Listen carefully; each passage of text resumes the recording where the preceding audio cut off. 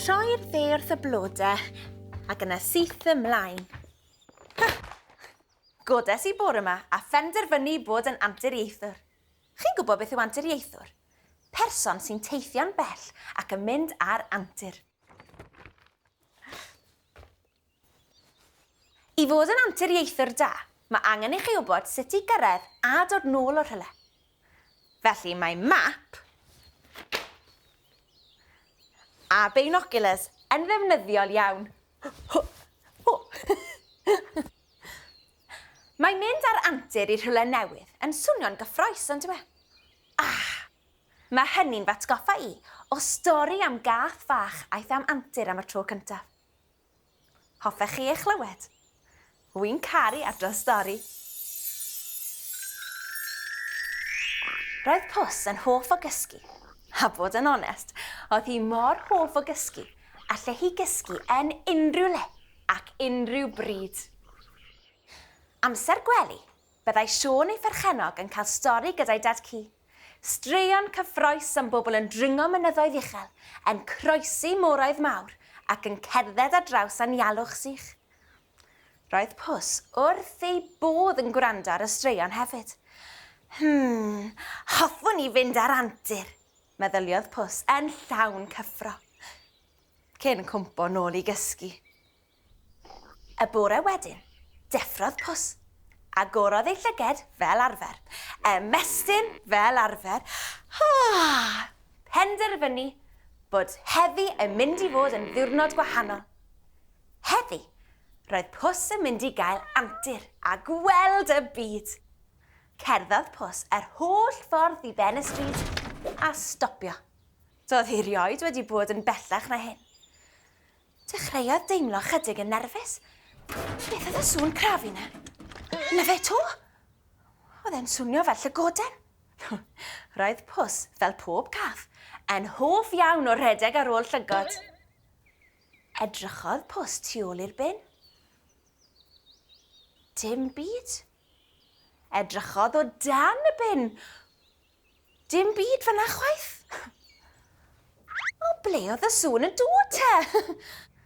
O, ti mewn i'r bin. Surprise! Gwaeddodd y cathod. Ac roedd Pws wedi cael surprise. Oedd hi'n disgwyl gweld llygoden fach, nid criw o gathod. Ble o ti'n mynd?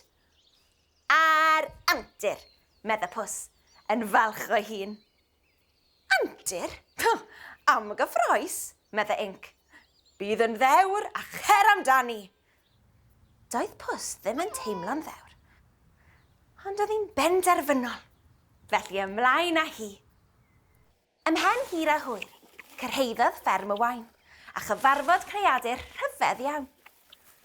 Doedd Pws erioed wedi gweld dafod o'r blaen. Cerddodd Pws yn agosach I gael golwg gwell, pan gododd y creadur ei phen a brefi. Cafodd Pws llond ffwr o ofon, a sgrialodd I ben y bêls gwair. Brefodd y ddafod, helo, a cherdded I ffwrdd I bori. Edrychodd Pws o'i chwmpas. Oedd hi'n gallu gweld y byd I gyd o fan hyn, y stryd ble oedd hi'n byw, y ffordd lan i'r fferm, ac o llyn y wain, bendigedig. Dyna ble fydde hi'n mynd nesa. Yna, drychodd I lawr.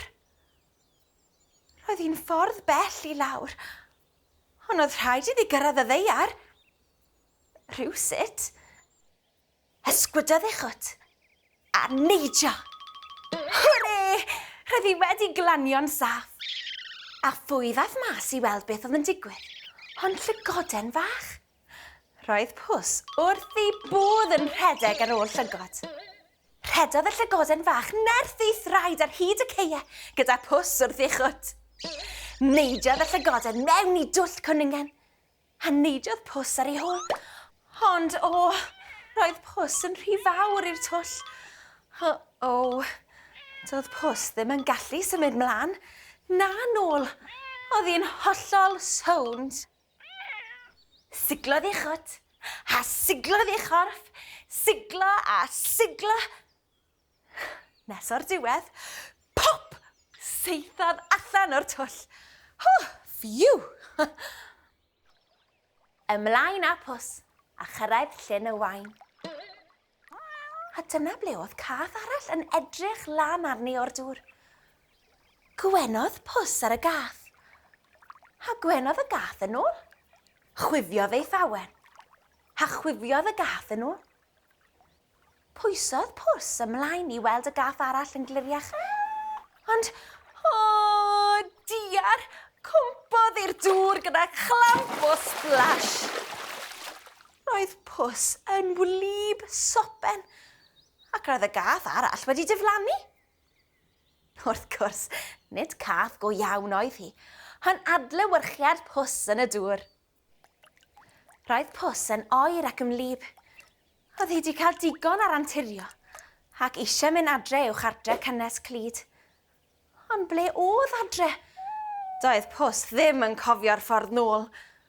Twit-to-hoo! Y foment honno, glaniodd Goody Hw wrth i hymyl. Ho, ho, hoffet i mi ddangos y ffordd adre i ti? Hwtiodd y Goody Hw. Please, llefodd pws. Roedd Hw y Goody Hw yn feistr ar wybod y ffordd. Doedd dim angen map na binoculars arno fe. Oedd e'n gallu gweld popeth mor glir o'r awyr gyda'i lygaid craff. Hedfanodd yn ôl i gyfeiriad cartref pws, gyda pws yn ei ddilyn. Mae hi'n ôl! Mae pws yn ôl! Gweiddodd y cathod tu mewn i'r bin. Helo, pws! Oedd, roedd pws yn ôl. A nôl adre bydde hi'n aros am sbel.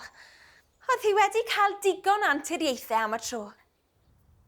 Ond roedd un peth arbennig wedi gwneud yr antur yn werth chweil.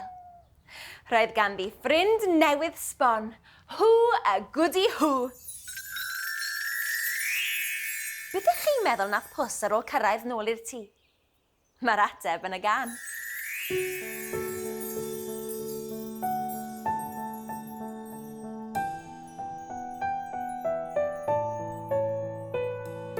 Heno, heno, hyn blant bach. Heno, heno, hyn blant bach. Dime, dime, dime, hyn blant bach. Dime, dime, dime, hyn blant bach.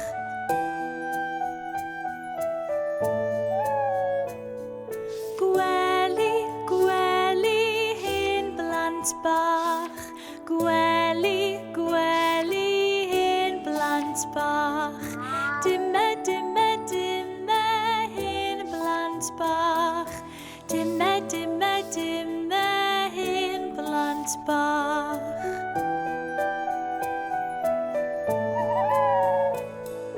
Cysgu, cysgu, hyn blant bach. Cysgu, cysgu, hyn blant bach. Dime, dime, dime, hyn blant bach. Dime, dime, dime, hyn blant bach.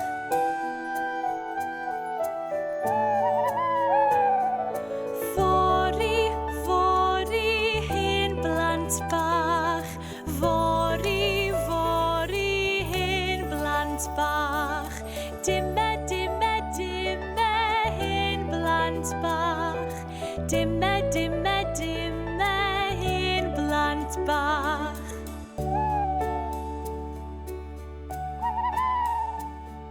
Beth am ganu eto? Heno, heno, hyn blant bach. Heno, heno, hyn blant bach. Dime, dime, dime, hyn blant bach. Dime, dime, dime, hyn blant bach.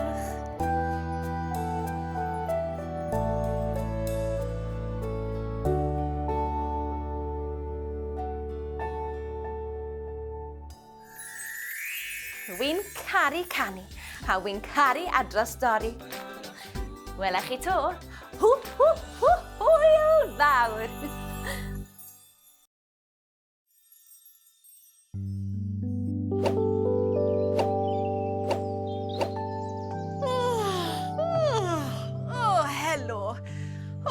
gysodwch fi.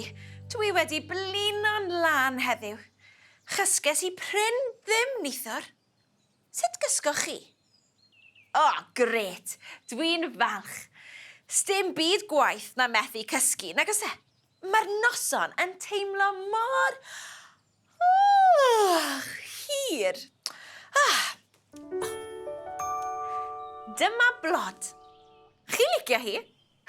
Gwed helo, Blod. Helo, faw. Ath Blod ar goll ddoi, ac o'n i'n methu ffeindio hi'n unrhyw le. O'n i'n poeni'n ofnadwy na fydd y Blod yn gallu cysgu hebdda I. Wel, o'n i'n methu cysgu chwaith. A'n wedyn, ffeindies I hi bore yma yng nghanol y bocs teganau.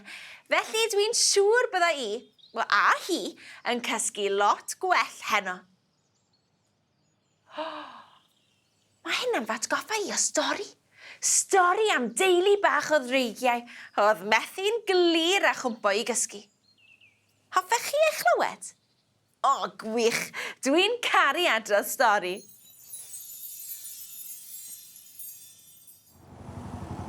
Ers blynyddoedd maith, roedd Derys y ddraig wedi byw yn hapus mewn ogof ger y môr gyda'i dreigiau bach, Tanwen, Tania a Fflam. Ond yn ddiweddar, roedd pethau wedi newid. Roedd mwy a mwy o dai yn cael ei adeiladu o amgylch yr ogof. Roedd pob man yn ysgwyd oedd i'r periannau mawr dyllu. Ac oedd hwnna'n digwydd trwy'r dydd a thrwy'r nos. Nes bod y dreigiau drian yn methu'n glir a chysgu. Oedd y sŵn yn ofnadwy hefyd. Felly penderfynodd Derys ar dreigiau bach adael yr ogof. Oedd wedi bod yn gartref nhw ers blynyddoedd I fynd I chwilio am rywle arall I fyw. Rhywle lle gallen nhw gysgu'n braf heb gael ei styrbio. Beth am lawr fyna, Blantos? Medda Derys, gan bwyntio lawr tuag at y goedwig drwchus. Hedfanodd y dreigiau I lawr I ganol y goedwig a'r wyb a glanio'n ddiogel. Roedd ei ffrindiau yn y goedwig yn falch o'i gweld nhw, ac fe ystynnon nhw groeso cynnes iawn i'r teulu bach. Hw, wrth gwrs y cewch chi aros yma, meddai hw y gwdi hw. Gwych eich cael chi yma, gwichiodd y llygod. Roedd y dreinogod yn rhy brysur I siarad. Roedden nhw yng nghanol gwneud... rhywbeth. Roedd y dreigiau mor hapus. Rhan nhw wedi blino'n lan. Felly swatio nhw'n glid o dan y dderwen fawr I gysgu am y noson yng nghwmni ei ffrindiau. Nos da ddreigiau bach. Cysgwch yn dawel, sybrydodd hw, wrth I lyged y dreigiau bach gau. Oedd Derys, Tanwen, Tania a Fflam newydd gwmpo I gysgu, pan ddechreuodd y goedwig wneud synnau rhyfeddol. Dechreuodd hwtian ar dop ei llais. Oedd y llygod yn chwarae ac yn gwychian ar draws ei gilydd. Ac oedd y dreinogod yn chwarae ar drampolin o ddail yn swnllyd iawn. Sut oedd disgwyl I unrhyw un gysgu yng nghanol y fath sŵn? Y dreigiau drian. Roedd y dreigiau wedi blino'n lan. Y munud nesaf, daeth Twm y twrch deiar I ddweud helo. Os ydy hi'n rhy swnllyd yma I chi deulu bach, dewch efo fi. Aeth Twm â nhw o ganol y goedwig swnllyd draw at yr afon fechan. Dwi'n siŵr y bydd hi'n lot tawelwch I chi fyma. Gewch chi gysgodi dan y bont yma a chysgu'n braf tan y bore, medda Twm. Erbyn hyn, oedd y teulu just a drysu o'n nhw mor flynedig, a cwmpo nhw gyd I gysgu yn sownd. Ond diar, chi'n gwybod beth ddigwyddodd nesa? Wel, chi 'di clywed sŵn rhyfedd mae rhai pobl yn neud pan maen nhw'n cysgu. Sŵn fel hyn.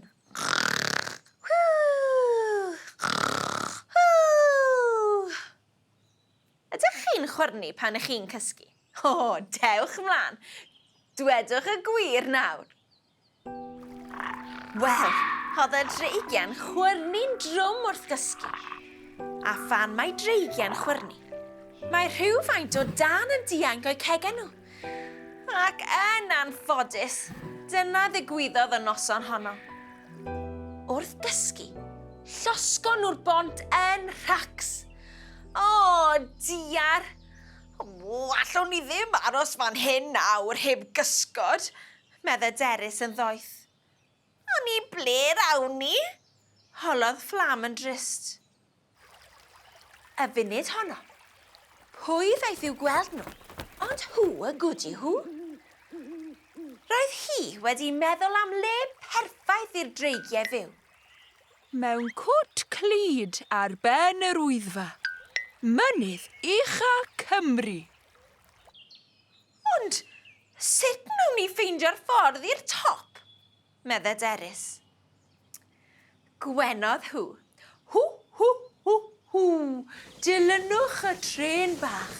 Mae'n mynd o droed y mynydd, yr holl ffordd i'r copa. Ac i ffwrdd â'r teulu bach i'w cartref newydd.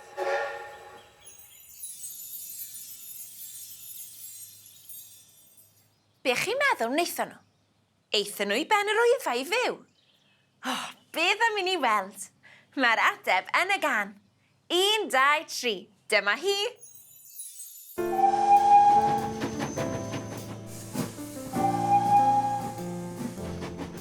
Waw! Edrychwch. Teulu o ddreigiau.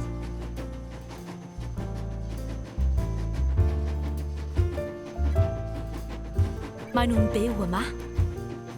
Ar gopa'r wyddfa.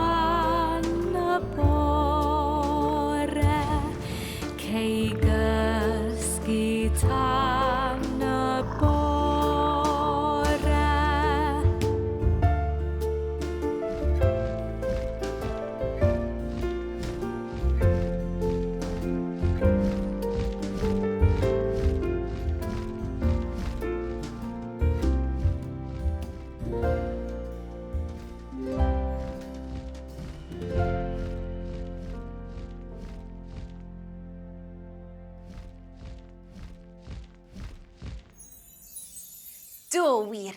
Eithon nhw i fyw yn y cwt bach clud ar ben yr wyddfa a chysgu'n sownd bob nos.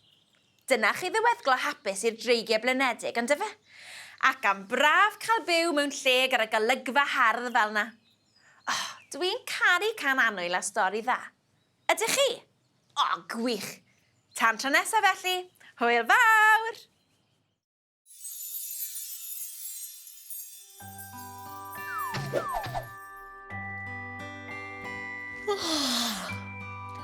Oh, helo. Dwi wedi blino heddi. O'n i'n methu'n lan a chysgu neithiwr. Sa'n gwybod pam, chwaith. O'n i'n gyfforddus braf yn y gwely. Ddim rhy dwym, ddim rhy oer. Es i ddim i'r gwely'n rhy hwyr, nac yn rhy gynnar. A doedd dim byd yn fy mhoeni. Ond weithiau, mae'n anodd cwmpo i gysgu yn dyw hi. O'n i'n troi a thorosi am oriau. Ond yn y diwedd, fe lwyddus i syrthio i gysgu. Diolch byth. Chi eisiau gwybod fy nghyfrinach chi? Wel, mae e yn y bag.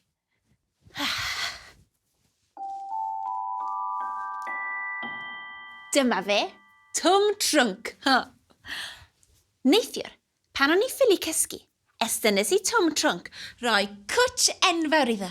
A chyn pen dim, o'n i a Twm di cwmpo i drwmgwsg. Diolch, Twm. Ydych chi'n cael trafferth cysgu weithiau? Wel, mae gen i stori i chi am greadur bach oedd yn methu'n lan am mynd i gysgu. Hoffech chi eich chlywed hi? Hoffech? O, gwych! Dwi'n caru dweud stori. Ganol dydd oedd hi, ac roedd lleici llwynog yn trio'i gorau glas, pinc, coch a melyn i fynd i gysgu. Chi'n gweld, anifeiliaid y nos yw llynogod, sy'n golygu i bod nhw'n cysgu yn ystod y dydd ac yn effro trwy'r nos. Roedd lleici wedi cael noson brysur iawn yn hela ac yn chwarae gyda'i ffrindiau, ac roedd hi'n edrych ymlaen at ddiwrnod da o gwsg. Ond oedd lleici druan ddim yn gallu cysgu. Doedd hi'n cael dim trafferth fel arfer. Byddai'n cwmpo i gysgu'n syth bob tro. Ond heddiw, roedd hi'n hollol effro, a doedd dim syniad ganddi beth i'w wneud. Hwyddaeth heibio ond undeg ac iola ar ieir. Cawson nhw sioc a hanner yn gweld lleici llwynog yn effro. Roedd hi fel arfer yn cysgu'n sownd pan fydden nhw'n mynd am dro yn ystod y dydd. Pan eglurodd lleici beth oedd ei le, roedd Iona'n gwybod yn union sut i'w helpu hi. O, llefrith poeth hyfryd, dyna sydd hi angen arna ti, meddai. Mae pawb yn gwybod bod yfad llefrith poeth cyn mynd i'r gwely yn dy helpu ti i gysgu. Rhythrodd undeg i'r fferm un ôl mymryn o laeth ffres gan y fuwch. Roedd lleici yn meddwl bod hyn yn syniad da iawn, a diolchodd yn fawr i'r ddwy am ei help. Ar ôl yfed pob dropyn o'r llaeth blasus, swatiodd lleici yn ei ffai unwaith eto. Ond wyddwch chi beth? Wnaeth hiwgyn cwsg ddim galw draw eto. Oh, diar. Ymhen hir a hwyr, pwy biciodd heibio i weld beth oedd yn digwydd, ond Dil, Del a Dot y defaid. Roedden nhw ar biger draen eisiau helpu hefyd. Cyfri defaid yw'r ffordd orau i gwmpo i gysgu, brefodd Dil. Erbyn iddi gyfri 100 o ddefaid, byddai lleigi'n chwyrnu'n braf. Ceiodd ei llygaid, canolbwyntio, a dechrau cyfri defaid. 1 ddafad, 2 ddafad, 3 ddafad. Hei, roedd hyn yn hawdd. Ond ble roedd dafad rhif 4? Roedd hi'n hwyr. O na, paid y brysio. Roedd cyfri defaid yn llawer gormod o hwyr, ac ddim yn helpu lleici i ymlacio o gwbl. Doedd dim gobaith i lleici gyfri 10 heb sôn am 100. Felly rhoddodd hi'r gorau i gyfri defaid, a phenderfynu mynd am dro bach i lawr at y llyn. Pwy oedd yn nofio ac yn splasio yn nŵr cynnes y llyn, ond 3 o ffrindiau lleici, Tommy, Ted a Tim. Beth am i lleici gael bath twym neis yn y llyn, cynigiodd y 3. Byddai hynny'n siŵr o'i hymlacio hi'n ddigon i ddeall i syrthio i gysgu. Am syniad da. Mae bath cynnes yn ffordd da o ymlacio rhywun, a gwneud iddyn nhw deimlo'n gysglyd.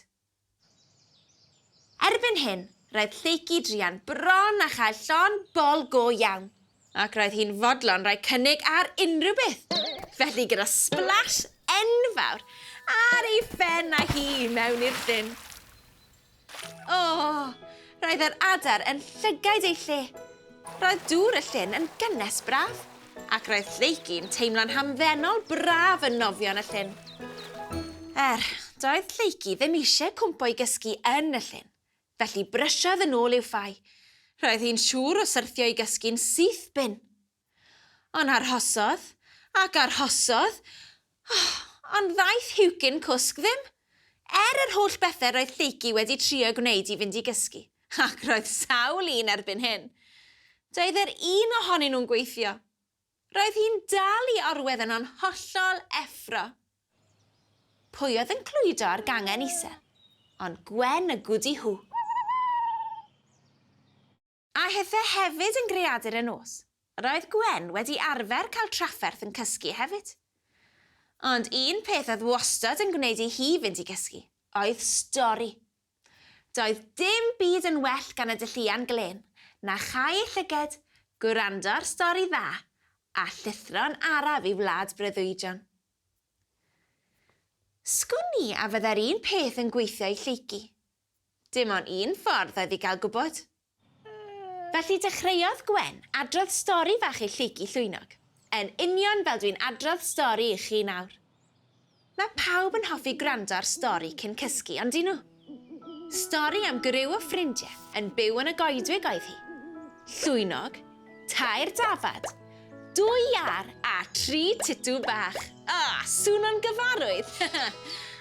Roedd llais Gwen yn araf, tawel a meddal.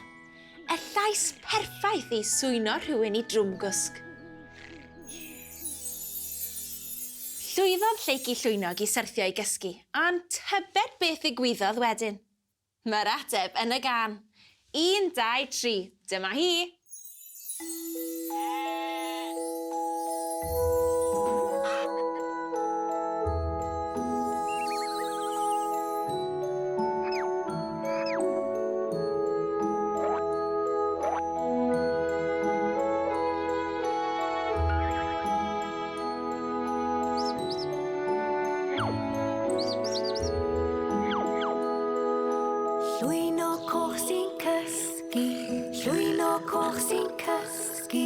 Llwyno coch sy'n cysgu ar y ddôn.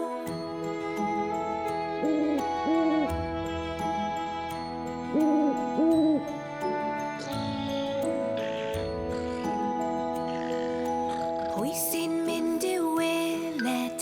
Pwy sy'n mynd i'w weled? Pwy sy'n mynd i'w weled ar y ddôn?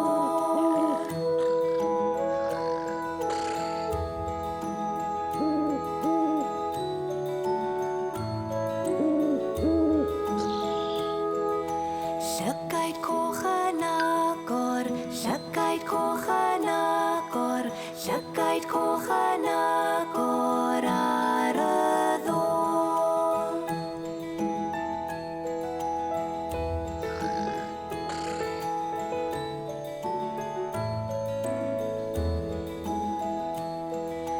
Llwyno coch yn deffro, llwyno coch yn deffro, llwyno coch yn deffro ar y ddôn.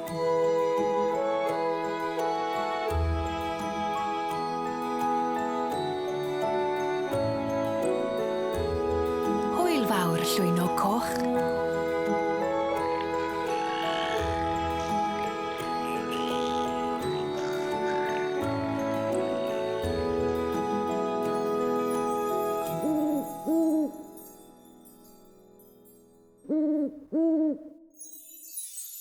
Chi'n gwybod be?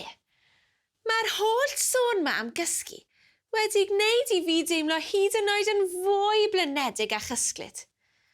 Fe gysga i a Twm yn dda heno. Mae hynny'n sicr. A chithau hefyd gobeithio. Dwi'n caru can a stori ddifyr. Tan tro nesaf felly, hwyl fawr!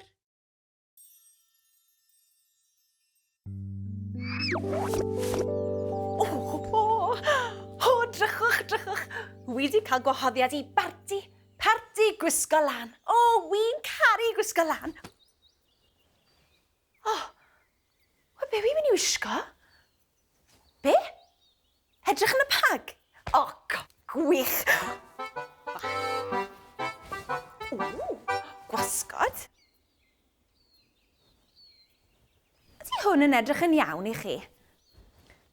Na fi. Hwps. Ugh. Beth arall? O.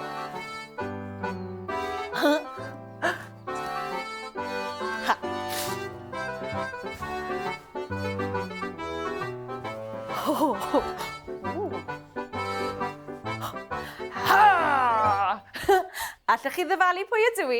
Ie, Barti Ddi ydw i, yn morio'r môr mawr. Barti Ddi! Barti Ddi! Morfil melyn? Mae gen i stori am rhywun arall oedd yn morio'r môr mawr. Hoffech chi eich clywed? Wy'n caru stori dda. Fi fynd! Fi fynd! Dyna fo, galwodd y cathod bach. Ble? Dwi ddim yn ei weld e. O, draw fyna, bwys y cwch melyn ar hwyl glas, atebodd y cyningod. Capten Tom! Hei, Capten Tom! Gweiddodd yr wyn.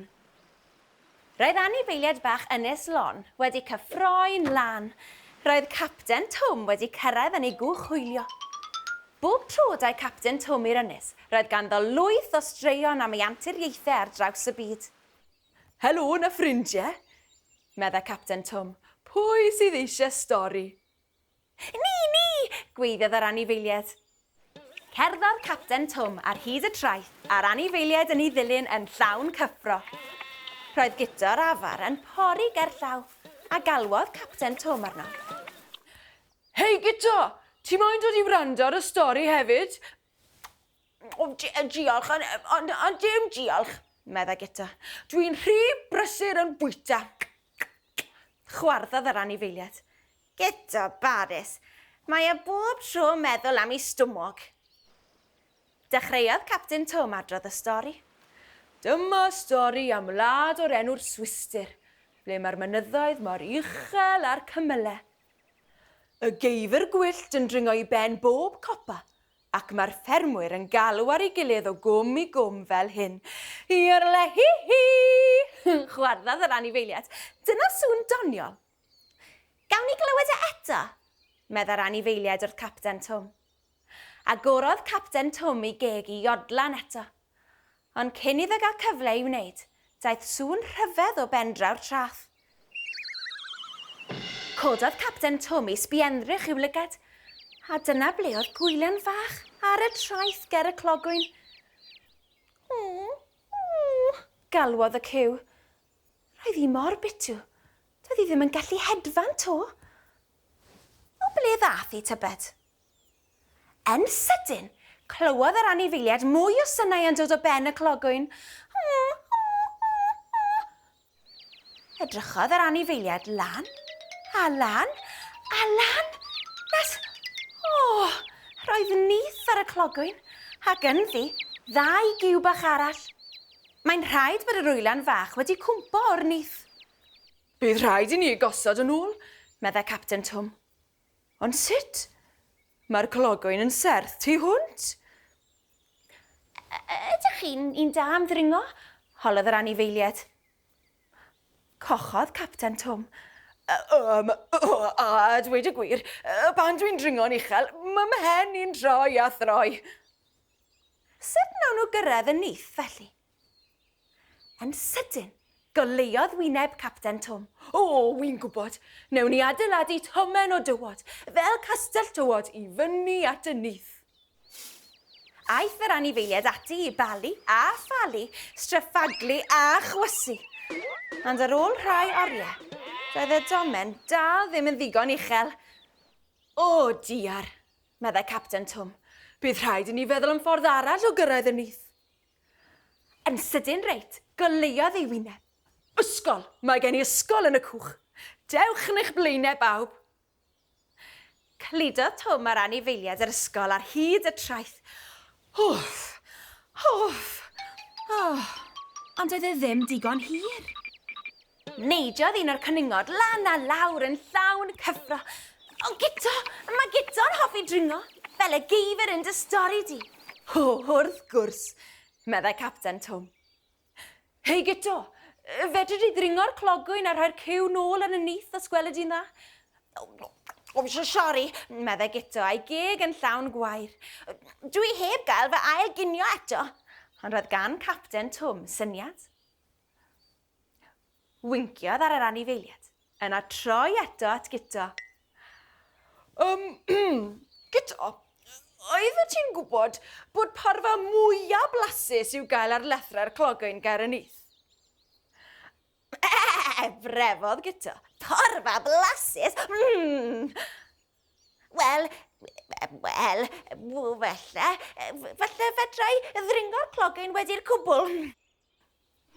Gosododd Capten Twm yr wylan yn ofalus rhwng cyrn Gito, gan wneud yn siŵr ei bod yn ddiogel. Dechreuodd Gito ddringo'n uwch, ac yn uwch, ac yn uwch lan y clogwyn. Nes cyrraedd y nyth.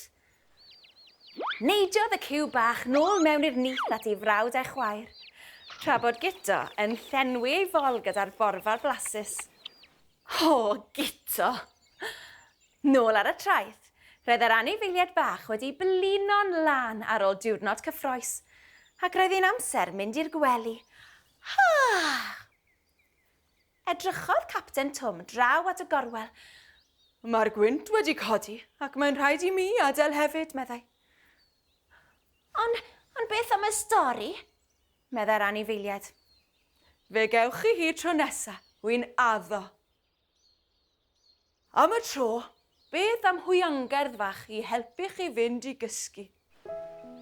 Cwtiodd yr anifeiliaid lawr i glywed yr hwiangerddi, cyn i Capten Twm hwylio i ffwrdd, yn barod am antur arall.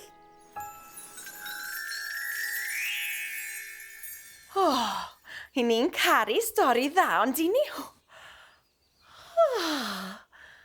I ni di blino ar ôl yr holl gyffro na. Chi fyd? Hei, beth am i ni gwtio lawr i glywed yr hwiangerddi hefyd?